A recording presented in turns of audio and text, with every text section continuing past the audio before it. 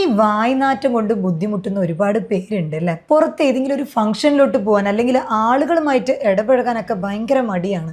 കാരണം ഈ ഒരു വായ്നാറ്റം കൊണ്ട് അവർക്ക് തന്നെ അവരുടെ ഒരു കോൺഫിഡൻസ് നഷ്ടപ്പെട്ടു പോവുക. കുറേ ബ്രഷ് ചെയ്ത് നോക്കി, 2, 3, 4 തവണയൊക്കെ പല്ല് തേച്ച് നോക്കി, എന്നിട്ടും ഈ ഒരു വായ്നാറ്റം എന്താണ് പോവാത്തത്, എന്താണ് ഇതിനൊരു സൊല്യൂഷൻ എന്ന് അറിയാത്ത കുറച്ച് പേരെങ്കിലും നമ്മുടെ ഇടയിൽ ഉണ്ടാവും അല്ലേ. എന്നാൽ നിങ്ങൾക്കുള്ളതാണ് ഈ ഒരു വീഡിയോ. എന്താണ് വായ്നാറ്റം, എങ്ങനെ നമുക്കിത് ചില ഹോം റെമഡീസ് കൊണ്ട് മാറ്റിയെടുക്കാം, ഇനി ഏതൊക്കെ തരത്തിലുള്ള വായ്നാറ്റങ്ങളാണ് ഗൗരവപരമായിട്ട് നമ്മളൊരു ഡോക്ടറെ കൺസൾട്ട് ചെയ്യാനായിട്ടുള്ളത്, ഇനി ഭക്ഷണത്തിൽ ചില മാറ്റങ്ങൾ വരുത്തി കഴിഞ്ഞാൽ ഇത് മാറ്റാനായിട്ട് പറ്റുമോ എന്നതിനെക്കുറിച്ചാണ് ഇന്നത്തെ നമ്മുടെ ഡിസ്കഷൻ. ഇത് നിങ്ങളുടെ ഡോക്ടർ ജുമാന ഹസീനേജി, doctor Jumana's homeo care, Vadakkencherry, Palakkad.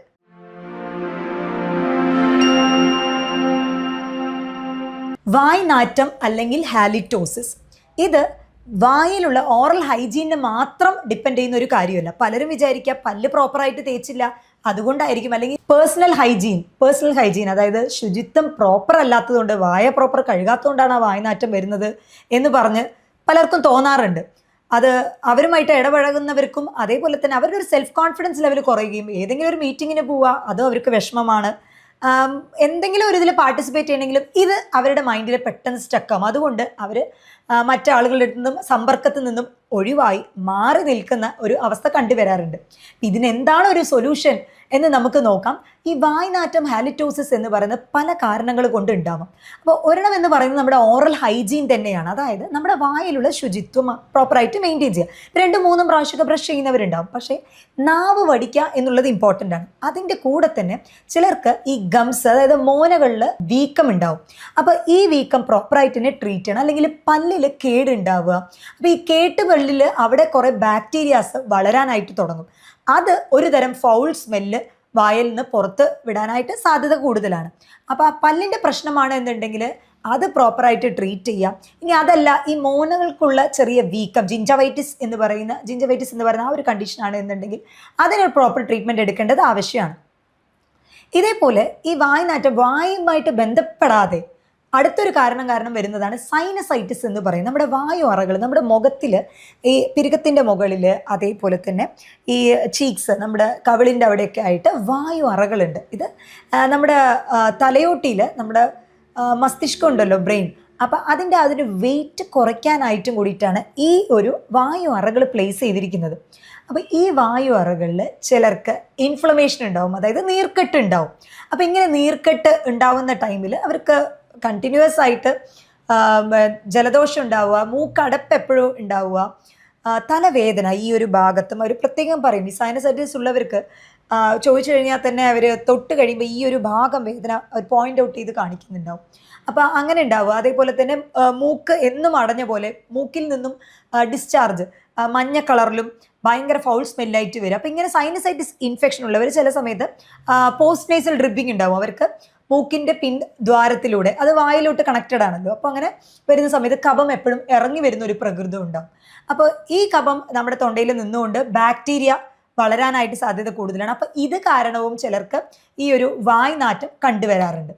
മറ്റൊരു റീസൺ എന്ന് പറയുന്നത് ഗർഡ് എന്ന് പറയും, അതായത് ഗ്യാസ്ട്രോ ഈസോഫേജിയൽ റിഫ്ലെക്സ് ഡിസോർഡർ. അതായത് നമ്മുടെ ദഹന പ്രക്രിയയിൽ വരുന്ന പ്രശ്നമാണിത്. ഭക്ഷണം കഴിച്ചതിന് ശേഷം ചിലർക്ക് പുളിച്ച് തികട്ടുക. അപ്പോൾ എന്ത് ഭക്ഷണം കഴിച്ചാലും അവർക്ക് ഉടനെ തന്നെ പുളിച്ച് തികട്ടി അത് വായിലോട്ട് വരും, മുകളിലോട്ട് കയറി വരും. റീഫ്ലക്സ് ഡിസോർഡറാണ്. അപ്പോൾ ഇത് ഉള്ളവരിൽ, ഈ പ്രശ്നമുള്ളവരിലും ഈ വായ്നാറ്റം കണ്ടിന്യൂസ് ആയിട്ട് കണ്ടുവരാറുണ്ട്. അപ്പം അങ്ങനെയുള്ളവരാണെന്നുണ്ടെങ്കിൽ നിങ്ങൾ വായ്നാറ്റത്തിന് ട്രീറ്റ്മെൻറ്റ് എടുക്കേണ്ടത് ഈ GERD എന്ന് പറഞ്ഞ് പുളിച്ച് തികട്ടലിനാണ്. അത് മാറിക്കഴിഞ്ഞാൽ നിങ്ങളുടെ വായ്നാറ്റം മാറുന്നതായിരിക്കും. മറ്റൊരു കാരണം എന്ന് പറയുന്നത് നമ്മുടെ ഡ്രൈ മൗത്ത്, എപ്പോഴും വരണ്ടിരിക്കുക, പ്രോപ്പറായിട്ട് വെള്ളം കുടിക്കാണ്ടിരിക്കുക. കാരണം വെള്ളം കുടിക്കാണ്ടിരിക്കുമ്പോൾ നമ്മുടെ ഈ ഒരു തുപ്പലം അതിൻ്റെ കൺസിസ്റ്റൻസി കൂടും, തിക്നെസ് കൂടും. ഇത് നമ്മുടെ ബാക്ടീരിയ, ഓറൽ ബാക്ടീരിയ എന്തായാലും നമ്മുടെ വായും അതുപോലെ തന്നെ നമ്മുടെ ആമാശയം, വൻകുടൽ, ഇതിലൊക്കെ തന്നെ ബാക്ടീരിയാക്കളുണ്ട്. എന്നാൽ ഈ ബാക്ടീരിയാക്കളെ ഫ്ലഷ് ഔട്ട് ചെയ്യും. നമ്മുടെ വായിൽ നിന്നും ഈ ബാക്ടീരിയാക്കളിനെ, ചീത്ത ബാക്ടീരിയാക്കളിനെ കംപ്ലീറ്റ് അത് തള്ളിക്കളയാനായിട്ട് നമുക്ക് ഈ തുപ്പലം എന്ന് പറയുന്ന സലൈവ ഭയങ്കര ഹെൽപ്ഫുൾ ആവുന്ന ഒന്നാണ്. അപ്പോൾ ഡീഹൈഡ്രേഷൻ ആവുന്ന സമയത്ത്, നമ്മൾ നിർജ്ജലീകരണം എന്ന് പറയും, പ്രോപ്പറായിട്ട് വെള്ളം കുടിക്കാത്ത സമയത്ത് ഈ ഒരു വായ്നാറ്റം കൂടുതൽ കണ്ടുവരാറുണ്ട്. നമ്മുടെ ദഹന പ്രക്രിയയുടെ ആദ്യത്തെ പോർഷൻ എന്ന് പറയുന്നത് ഈ ഓറൽ കാവിറ്റി അല്ലെങ്കിൽ ഈ വായയാണ്. അപ്പോൾ അതുകൊണ്ട് തന്നെ ഇതും നമ്മുടെ ടോട്ടലായിട്ടുള്ള അന്നനാളം, ആമാശയം, വൻകുടൽ, ചെറുകുടൽ ഇതിൽ എന്തെങ്കിലും പ്രശ്നം ഉണ്ടെങ്കിലും അതും വായ്നാറ്റമായിട്ടാണ് പുറത്തോട്ട് കണ്ടുവരിക. ചിലർക്ക് മലബന്ധം കണ്ടിന്യൂസ് ആയിട്ട് ഒരുപാട് കാലമായിട്ട് മലം പ്രോപ്പറായിട്ട് വിസർജനം ഇല്ലാതിരിക്കുക, അങ്ങനെ പോകുന്നുണ്ടെങ്കിലും വളരെ ചെറിയ തോതിൽ മാത്രം പോവുക, അല്ലെങ്കിൽ ആഴ്ചയിൽ 2 പ്രാവശ്യം മാത്രം 2-3 ദിവസം കൂടുമ്പോൾ വളരെ മുറുകിയിട്ട് പോവുക, ഇങ്ങനത്തെ മലബന്ധം ഉള്ളവരിലും തീർച്ചയായിട്ടും വായ്നാറ്റം കൂടുതലായിട്ടും കണ്ടുവരുന്നുണ്ട്. ഈ സൈനസൈറ്റിസ് എന്ന് പറഞ്ഞുവല്ലോ, നമ്മൾ നീർക്കെട്ട് വരുന്നത് മുഖത്തിൻ്റെ ആ ഭാഗത്തിലൊക്കെ വായുവറകളിൽ വരുന്ന നീർക്കെട്ട്, ഈ നീർക്കെട്ട് കൊണ്ടുവരുന്ന വായ്നാറ്റം നമുക്ക് ഒന്ന് ആവി പിടിച്ചു കഴിഞ്ഞാൽ, നമ്മൾ സ്റ്റീമിങ് എന്ന് പറയും, അതിലിത്തിരി മഞ്ഞളൊക്കെ ഇട്ട് നമ്മൾ ആവി പിടിച്ചു കഴിഞ്ഞാൽ തീർച്ചയായിട്ടും അത് നല്ല ഇഫക്റ്റീവാണ്. അതുപോലെ ചിലർക്ക് മൂക്കിൻ്റെ തണ്ട് വളവുണ്ടാവും, DNS എന്ന് പറയും, ഡീവിയേറ്റഡ് നേസൽ സെപ്റ്റം, അങ്ങനെയുള്ളവരിലും ഈ ഒരു കഫം ഫ്രീക്വൻ്റ് ആയിട്ട് തൊണ്ടയിലോട്ട് ഇറങ്ങി വരിക, ഈ കഫക്കെട്ട് എന്ന് പറയുന്നതാണ്. അപ്പോൾ പ്രോപ്പറായിട്ട് അത് ട്രീറ്റ് ചെയ്യാത്തത് കൊണ്ട് എന്നും ആ ഒരു തൊണ്ടയുടെ ഭാഗത്ത് എപ്പോഴും ആ ഒരു ബാക്ടീരിയയുടെ ഗ്രോത്ത് ഉണ്ടാവും. അത് വായ്നാറ്റത്തിന് ഒരു പ്രധാന കാരണമായിട്ട് മാറുന്നുണ്ട്. നമ്മൾ കഴിക്കുന്ന ചില ഭക്ഷണങ്ങളും വായ്നാറ്റത്തിന് കാരണമാകുന്നുണ്ട്. ഉള്ളി, അതേപോലെ തന്നെ വെളുത്തുള്ളി, ഇതിലൊക്കെ സൾഫർ കണ്ടൻറ്റ് വളരെയധികം കൂടുതലാണ്. അപ്പോൾ ഇത് നമ്മുടെ ബാക്ടീരിയകളുമായിട്ട് കലർന്നിട്ട് ഒരു തരം ഫൗൾ സ്മെല്ല് ഉണ്ടാക്കാനുള്ള സാധ്യത വളരെയധികം കൂടുതലാണ്. അപ്പോൾ നമ്മുടെ ഭക്ഷണത്തിൽ ഇപ്പോൾ വായ്നാറ്റം ഉള്ളവരാണ് എന്നുണ്ടെങ്കിൽ നിങ്ങൾ കഴിക്കുന്ന ഭക്ഷണത്തിൽ ഈ വെളുത്തുള്ളിയുടെയും അതേപോലെ തന്നെ ഉള്ളിയുടെ അംശമൊക്കെ ഇത്തിരി കുറയ്ക്കാനായിട്ട് ശ്രദ്ധിക്കുക. സൾഫർ അടങ്ങിയിട്ടുള്ള ഭക്ഷണം, മുട്ട, പാലിലും ചെറിയ തോതിൽ സൾഫർ അടങ്ങിയിട്ടുണ്ട്, അപ്പോൾ അത് കുറയ്ക്കാനായിട്ട് ശ്രദ്ധിക്കുക. അപ്പോൾ തന്നെ നിങ്ങളുടെ ഈ വായ്നാറ്റം കൺട്രോളിൽ കൊണ്ടുവരാനായിട്ട് പറ്റും. അതേപോലെ ഇഫക്റ്റീവായിട്ടുള്ള ഒരു ഹോം റെമഡി എന്ന് പറയുന്നത് നമ്മൾ ഈ ഗ്രാമ്പ്, ഏലക്ക, ഇതൊക്കെ നമ്മൾ ചവയ്ക്കാറുണ്ട്. ചിലരെങ്കിലും അങ്ങനെ ആരെങ്കിലുമൊക്കെ പറഞ്ഞു കേട്ട് അത് ചെയ്യാറുണ്ട്. പക്ഷെ അത് ഒരു പരിധി വരെ ആ ഒരു ടൈമിന് കുറച്ച് നേരത്തേക്ക് റിലീഫ് ഉണ്ടാവും. വായ്നാറ്റത്തിന് കംപ്ലീറ്റ് ആയിട്ടൊരു ക്യൂർ എന്നല്ല, എന്നാൽ താൽക്കാലികമായിട്ട് ആ ഒരു സ്മെല്ല് മാസ്ക് ചെയ്യാണ് ചെയ്യുക. അതായത് വായ്നാറ്റത്തിന് പകരം ഇതിൻ്റെ ഒരു സ്മെല്ല് വരും. അപ്പം അങ്ങനെ ചിലർ ചെയ്യാറുണ്ട്. അതും ഇഫക്റ്റീവാണ്, ഒരു താൽക്കാലികമായിട്ടുള്ള ശമനം എന്നൊക്കെ പറയാം. റെഗുലറായിട്ട് നിങ്ങൾ ഓയിൽ പുള്ളിങ് ചെയ്യുകയാണെങ്കിൽ വളരെയധികം ഇഫക്റ്റീവ് ആയിരിക്കും. ഈ ഓയിൽ പുള്ളിങ് എന്ന് പറയുന്നത് രാവിലെ എണീറ്റ ഉടനെ വായിൽ കുറച്ച് വെളിച്ചെണ്ണ വായിൽ വെച്ചിട്ട് നന്നായി കവിള് കൊള്ളാം. അത് കൊണ്ടതിന് ശേഷം അത് കഴിക്കാൻ പാടില്ല, കാരണം അതിൽ ഫുള്ള് ബാക്ടീരിയകളായിരിക്കും, അത് തുപ്പിക്കളയുക.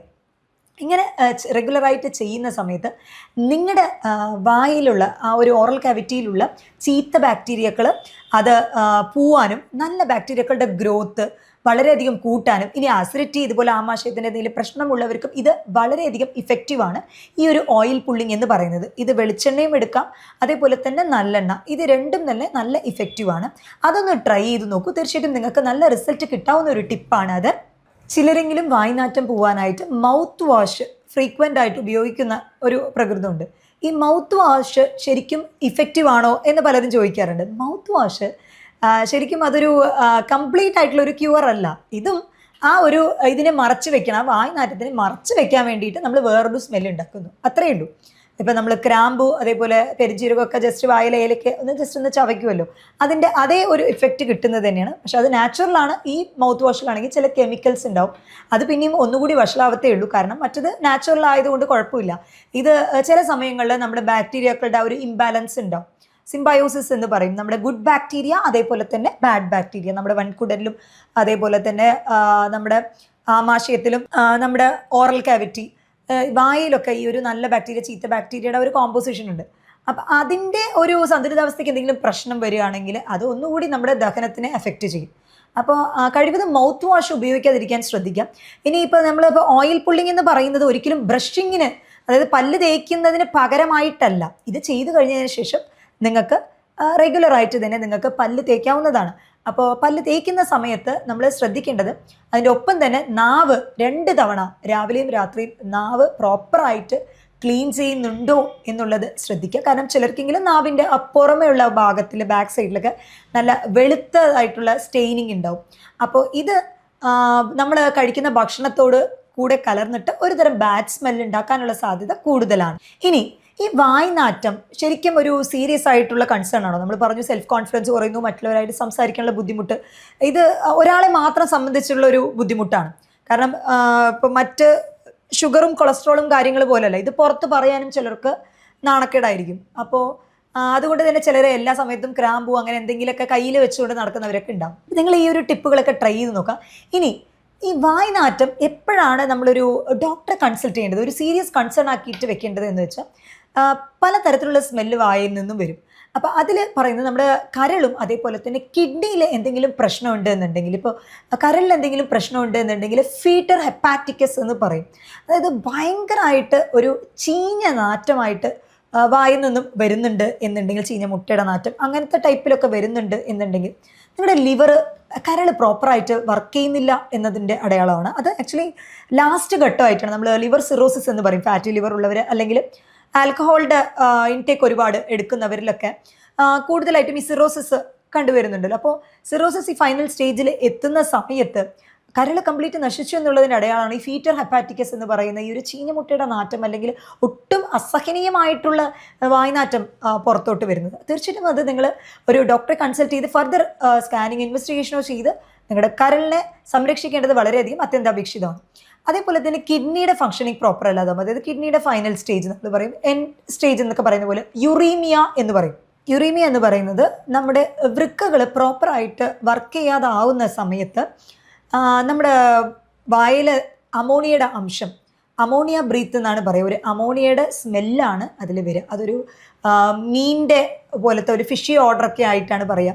മീനിൻ്റെ സ്മെല്ല്, അല്ലെങ്കിൽ നമ്മൾ ബീച്ചിലൊക്കെ പോകുന്ന ഒരു തരം സ്മെല്ല് കിട്ടുമല്ലോ. അപ്പോൾ ആ രീതിക്കുള്ള സ്മെല്ലാണ് വരുന്നത് എന്നുണ്ടെങ്കിൽ നിങ്ങളുടെ വൃക്കകൾക്ക് പ്രശ്നമുണ്ടെന്ന് നിങ്ങൾ കണക്കാക്കി അതിനും പ്രോപ്പറായിട്ട് ട്രീറ്റ്മെൻറ്റ് എടുക്കേണ്ടത് നിർബന്ധമാണ്. അപ്പോൾ യുറീമിയ എന്നുള്ള കണ്ടീഷനിൽ ഇതുപോലെ മീനിൻ്റെ ഒരു മണം പോലുള്ളത് വായിൽ വരും. ലിവറിൻ്റെ കണ്ടീഷനിൽ നമ്മൾ കരളിൻ്റെ നോക്കുകയാണെങ്കിൽ ഫീറ്റർ ഹെപ്പാറ്റിക്കസ് എന്ന് പറഞ്ഞാൽ ഭയങ്കര ചീഞ്ഞതായിട്ടുള്ള സ്മെല്ല് വരാനുള്ള സാധ്യത കൂടുതലാണ്. ചിലർക്ക് വായിൽ നിന്നും ഭയങ്കര സ്വീറ്റ് ആയിട്ടുള്ള ഒരു സ്മെല്ല് കണ്ടുവരാറുണ്ട്. അപ്പോൾ വായ്നാറ്റം വന്നു കഴിഞ്ഞാലല്ലേ പ്രശ്നം. ഇനി എനിക്ക് വായിൽ വരുന്നത് സ്വീറ്റ് ആയിട്ടുള്ള സ്മെല്ലാണല്ലോ എന്ന് പറഞ്ഞിട്ട് കാര്യമില്ല. കാരണം ഈ ഫ്രൂട്ടി സ്മെല്ല് വരുന്നത് കീറ്റോ അസിഡോസിസ് എന്ന് പറയുന്നത്, അതായത് നമ്മുടെ ഈ പ്രമേഹം കൺട്രോൾ വിട്ട് പോകുന്ന സമയത്ത് അതിൻ്റെ ഒരു ആഫ്റ്റർ എഫക്റ്റ് എന്നൊക്കെ പറയാം, കോംപ്ലിക്കേഷൻ ആയിട്ട് വരുന്നതാണ് ഈ കീറ്റോസിഡോസിസ് എന്ന് പറയുന്നത്. അതും എമർജൻസി ആയിട്ട് തന്നെ ട്രീറ്റ് ചെയ്യേണ്ട കാര്യമാണ്. എന്നാൽ ഇതേപോലെ ഫ്രൂട്ടി സ്മെല്ല്, അതായത് ഫ്രൂട്ടി സ്മെല്ല് എന്ന് പറഞ്ഞാൽ ഒരു സ്വീറ്റ് ആയിട്ട് പഴങ്ങളുടെയൊക്കെ സ്മെല്ല് പോലുള്ളത്, ചിലർ കീറ്റോ ഡയറ്റ് എടുക്കുന്നവരുണ്ട്. കീറ്റോ ഡയറ്റ് എന്ന് പറയുമ്പോൾ കംപ്ലീറ്റ് നമ്മൾ കാർബ് അവോയ്ഡ് ചെയ്തിട്ട് ഫാറ്റും പ്രോട്ടീനും ഒക്കെ കഴിക്കുന്നതാണ്. അപ്പോൾ കാർബ്സ് കംപ്ലീറ്റ് ആയിട്ട് അവോയ്ഡ് ചെയ്യുന്നത് കൊണ്ട് തന്നെ നമ്മുടെ ശരീരത്തിന് വേണ്ട ഊർജ്ജം എടുക്കുന്നത് ഈ ഒരു കൊഴുപ്പ് ഫാറ്റിൽ നിന്നായിരിക്കും. അപ്പോൾ ആ ഒരു ടൈമിൽ നമ്മുടെ ഫാറ്റിൻ്റെ അബ്സോർപ്ഷനും ഡൈജഷനും ഒക്കെ ഉള്ളത് കൊണ്ട് ഇത് സ്വീറ്റ് ആയിട്ടുള്ള ഒരു മണമാണ് വായിൽ നിന്നും വരുന്നുണ്ടാവുക. അതേപോലെ നൊയമ്പ് എടുക്കുന്നവർക്ക്, ഫാസ്റ്റിംഗ് എടുക്കുന്നവർക്കും നമ്മൾ ഇൻ്റർമീഡിയറ്റ് ഫാസ്റ്റിംഗ് പോലെ എടുക്കുന്നവർക്കും ഇതുപോലെ സ്വീറ്റ് സ്മെല്ല് വരാനുള്ള സാധ്യതകൾ കൂടുതലാണ്. അപ്പോൾ ഇനി മുതൽ വായ്നാറ്റം എന്ന് പറയുന്നത് ഓറൽ ഹൈജീൻ, വായയുടെ മാത്രം ഒരു പ്രശ്നമല്ല, അതിന് പല കാരണങ്ങളുണ്ട്. അതിനനുസരിച്ച് മെഡിക്കേഷൻസും ഡിഫറെൻ്റ് ആവും. കാരണം ഇപ്പോൾ സൈനസൈറ്റിസിൻ്റെ പ്രശ്നമാണെന്നുണ്ടെങ്കിൽ അതിനുള്ള മരുന്നുകളായിരിക്കും തരുന്നുണ്ടാവുക. ചിലർക്ക് പൾസറ്റില്ല, ക്രിയോസോട്ടം, ബെല്ലഡോണ, അങ്ങനെ പല മെഡിസിൻസും ആവശ്യം വരാറുണ്ട്. അത് അവരുടെ കാരണം എന്തെന്ന് കണ്ടെത്തിയായിരിക്കും നമ്മൾ ചികിത്സ തരുന്നുണ്ടാവുക. അപ്പം നിങ്ങളും വായ്നാറ്റത്തിൻ്റെ ആ ഒരു ബുദ്ധിമുട്ട് കൊണ്ട് സഫർ ചെയ്യുന്നുണ്ട് എന്നുണ്ടെങ്കിൽ താഴെ തന്നിട്ടുള്ള ഈ ഒരു വാട്സപ്പ് നമ്പറിൽ എന്നെ കോൺടാക്ട് ചെയ്യാവുന്നതാണ്. മറ്റൊരു ഹെൽത്ത് ടോപ്പിക്കുമായിട്ട് വീണ്ടും കാണാം. ഇത് നിങ്ങളുടെ ഡോക്ടർ ജുമാന ഹസീനേജി, doctor Jumana's homeo care, Vadakkencherry, Palakkad.